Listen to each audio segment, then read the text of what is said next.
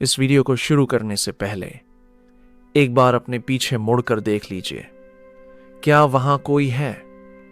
शायद आपको कोई ना दिखे, लेकिन क्या आप जानते हैं कि आपके कमरे के उसी अंधेरे कोने में कोई ऐसी चीज सांस ले रही है जो आग से बनी है पर आपको मिट्टी का समझती है? आज द लेजेंड टॉक्स पर हम किसी काल्पनिक भूत की कहानी नहीं सुनाएंगे। आज बात होगी उस कौम की जिसने सुल्तान सुलेमान के महल बनाए, जो दिल्ली के फिरोज शाह कोटला में आज भी अदालत लगाती है और जो आपकी हम शक्ल बनकर आपके साथ ही रहती है। वीडियो के आखिर में मैं आपको वो एक चीज बताऊंगा जिससे आप पहचान सकते हैं कि क्या आपके घर में भी किसी जिन्न का बसेरा है। चलिए इस आग के सफर को शुरू करते हैं, अगर आप में हिम्मत है तो।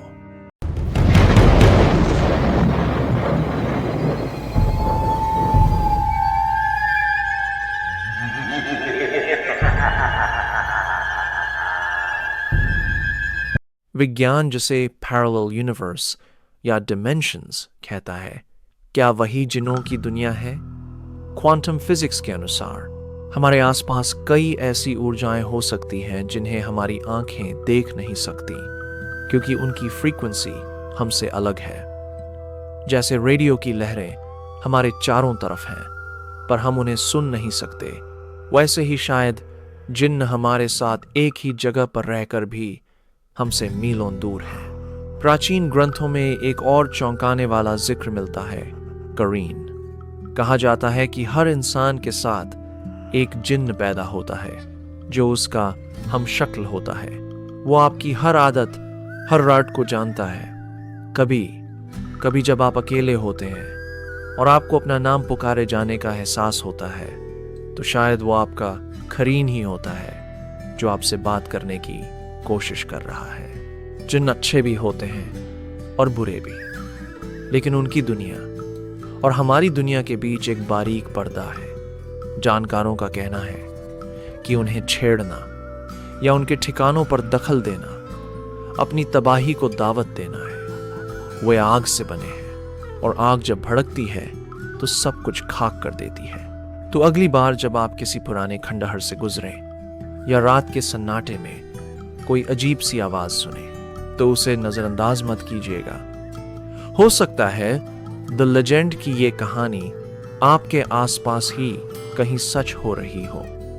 आप क्या मानते हैं? क्या आपने कभी कुछ ऐसा महसूस किया है जिसका जवाब विज्ञान के पास नहीं? कमेंट में जरूर बताएं।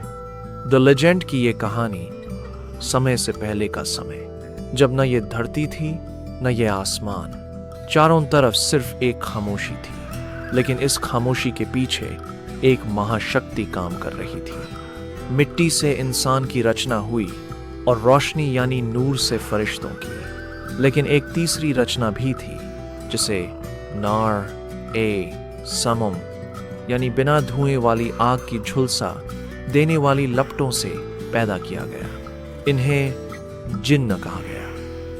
इंसानों के आने से हजारों साल पहले इस धरती पर इन्हीं का राज था। ये हमसे ज्यादा ताकतवर थे, ज्यादा तेज थे और रूहानी तौर पर हमसे कहीं ज्यादा विकसित थे। इनका अपना समाज था, अपने कबीले थे और अपनी सल्तनत थी। इन जिन्नों में एक ऐसा भी था जिसकी इबादत और ज्ञान की मिसाल फरिश्ते भी देते थे। उसका नाम था अजाजील, जिसे आज दुनिया इब्लीस के नाम से जानती है। लेकिन जब पहले इंसान आदम को सजदा करने का हुक्म हुआ, तो इब्लीस के भीतर की आग धधक उठी। इब्लीस ने कहा, मैं इससे बेहतर हूं। तूने मुझे आग से बनाया और इसे मिट्टी से।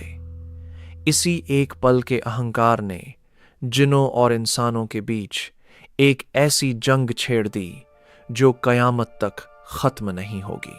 आसमानों से निकाला गया इब्लीस और उसके वफादार जिन्न धरती के उन कोनों में बस गए जहां इंसानों की पहुंच नहीं थी। अंधेरी गुफाएं, पुराने खंडहर और वीरान टापू, यही अब उनका घर था।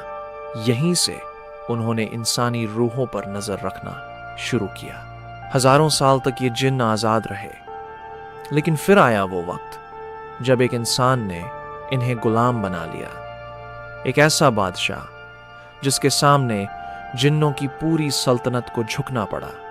क्या था उस जादुई अंगूठी का राज? इतिहास के पन्नों में एक ऐसा दौर आया जब इंसान और जिन्नों के बीच की दीवार गिर गई। एक ऐसा बादशाह जिसे न केवल इंसानों पर बल्कि हवाओं, परिंदों और खौफनाक जिन्नों पर भी हुकूमत करने का वरदान मिला था। हजरत सुलेमान, जिनकी एक पुकार पर पूरी कायनात ठहर जाती थी।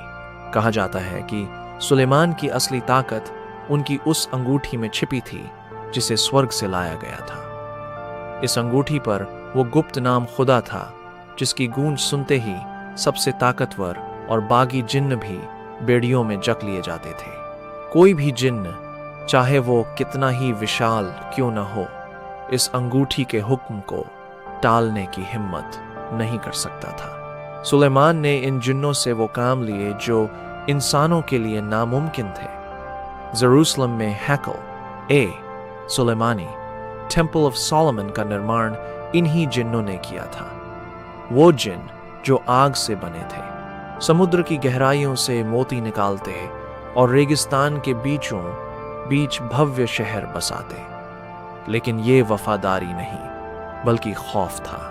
लेकिन वक्त का पहिया घूमा। सुलेमान की मौत का मंजर इतिहास का सबसे बड़ा राज बन गया। वो अपनी लाठी के सहारे खड़े रहे और जिन्न ये सोचकर काम करते रहे कि बादशाह उन्हें देख रहे हैं। महीनों बीत गए, जिन्होंने डर के मारे सिर नहीं उठाया। लेकिन जब एक दीमक ने सुलेमान की लाठी को कुतर दिया और वो जमीन पर गिरे, तब जिन्नों को एहसास हुआ कि उनका मालिक अब इस दुनिया में नहीं रहा। जैसे ही सुलेमान की पकड़ ढीली हुई, जिन्न आध हो गए।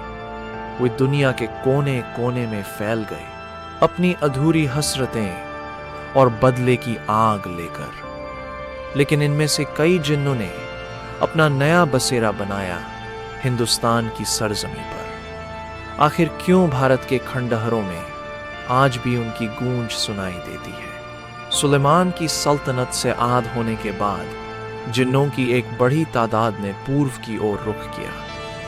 उनकी मंजिल थी हिंदुस्तान, एक ऐसा देश जहां का इतिहास जितना भव्य है, उसके रहस्य उतने ही गहरे। यहाँ के पुराने किलों, वीरान हवेलियों और सदियों पुराने बरगद के पेड़ों ने इन रूहानी ताकतों को वो सुकून दिया जिसकी तलाश उन्हें सदियों से थी। दिल्ली का फिरोज शाह कोटला, इसे महा एक किला कहना गलत होगा। इतिहासकार मानते हैं कि यहाँ आज भी जिन्नों की एक पूरी सल्तनत बसती है।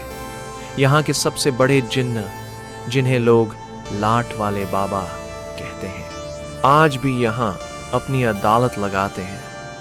लोग यहाँ अपनी समस्याओं को खत में लिख कर लाते हैं, उन्हें दीवारों की दरारों में दबा देते हैं, इस उम्मीद में कि कोई अदृश्य ताकत उनकी जरियाद सुन लेगी। सिर्फ दिल्ली ही नहीं, राजस्थान के तपते रेगिस्तानों और भानगढ़ जैसे शापित किलों में भी जिन्नों का जिक्र मिलता है। कहा जाता है कि सूरज ढलने के बाद इन जगहों पर इंसानों का नहीं बल्कि उन रूहों का कब्जा हो जाता है जिन्हें सदियों पहले यहाँ कैद किया गया था। यहाँ की हवाओं में आज भी वो फुसफुसाहट सुनी जा सकती है जो किसी अनजान खतरे की चेतावनी देती है। भारत के कई कोनों में आज भी जिन्न साधने की रस्में निभाई जाती हैं। लोग मानते हैं कि अगर सही इल्म और सही तरीके से उन्हें पुकारा जाए तो ये जिन्न आपकी किस्मत बदल सकते हैं। लेकिन याद रहे, जिन्न आग से बने हैं और आग से खेलना हमेशा जानलेवा होता है। एक छोटी सी गलती और आप हमेशा के लिए उनकी दुनिया के कैदी बन सकते हैं। लेकिन क्या ये सब सिर्फ बीते हुए वक्त की बातें हैं? क्या आज के इस वैज्ञानिक युग में भी जिन्न हमारे बीच मौजूद हैं? क्या आपके घर के उस अंधेरे कोने में कोई आपको देख रहा है? अगले भाग में हम जानेंगे जिन्नों का विज्ञान और उनके साथ हुए कुछ ऐसे खौफनाक अनुभव जिन्हें सुनकर आपकी रूह कांप जाएगी। हम 21वीं सदी में जी रहे हैं। हमने चांद को छू लिया है और समुद्र की गहराइयों को नाप लिया है। लेकिन आज भी बंद कमरों के सन्नाटे में या सुनसान सड़कों पर चलते हुए हमें ऐसा क्यों लगता है कि कोई हमारा पीछा कर रहा है? क्या वो सिर्फ हमारा वहम है या फिर वो खौफ जो हमसे पहले यहां मौजूद थी आज भी हमारे बीच सांस ले रही है?